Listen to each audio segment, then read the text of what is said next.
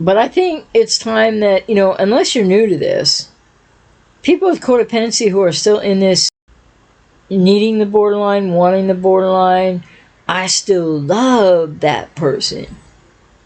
Do you realize what that really means? That you love an abuser. In more cases than not, the person with BPD will be abusive in one way or another. So you're loving an abuser. And do you think that's brand new in your life?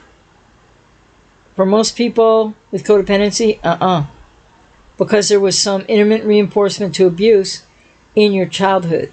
And it might not have been overt abuse.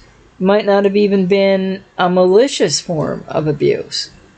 So if you have codependency and you're not in the beginning of this and you understand what's going on with people with BPD, especially untreated, or even if they've had treatment but like they were going to therapy but they weren't really working on it. So what do people with BPD need to do to heal and recover? Maybe they could start with DBT for a year or two, but DBT is not a recovery modality for BPD. Psychodynamic therapy is. So better, transference-focused psychotherapy, the number one modality. Mentalized based treatment may be good too. Schema therapy. But DBT is not going to take people with BPD to the depths of finding out who they really are and to what is involved in BPD recovery. So that's what people with BPD need to do. What do people with codependency need to do? Why are so many people with codependency? You need to go no contact. You need to leave the relationship. Or if you were ghosted or cheated on, or what are you doing loving somebody who's hurting you? What is that in codependency? Because so many people are still there long after. Like if you're brand new to this, hey, that's different, right? You can't know what you don't know until you start to find out about it. But when you know better, you owe it to yourself to do better. How many people out there with codependency aren't doing better, even though they know better, because you're in denial, because you just don't want what is true to be true? That you have codependency, the person you're with has BPD, you're in a trauma bond. What are you going to do about it now? Because the answer isn't focusing on the borderline some more. The answer isn't running. Everybody says run from the borderline. But does anybody say run to therapy? Codependents, run to therapy. Run to do your family of origin, inner child, core woundedness healing work. Now, nobody says run to that, do they?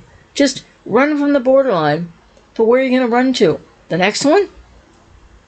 Going to date right away? Going to date the next one right away? So many people are doing this over and over and over again. But I wanted to just really focus in this video and say, who are you still loving? If you're still loving the borderline who doesn't know who they are and who isn't who you thought they were, who are you loving?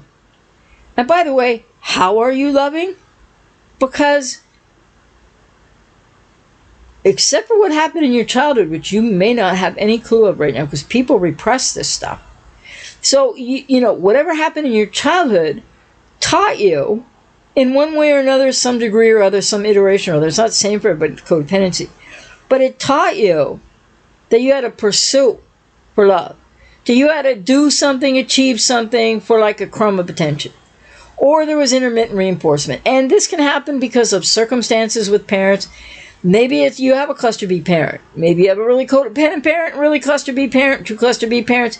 Maybe you have decent parents, but like they're having issues. And they've had issues in your childhood and it wounded you and you're not sure what happened. So it's not always malicious, what I'm trying to say.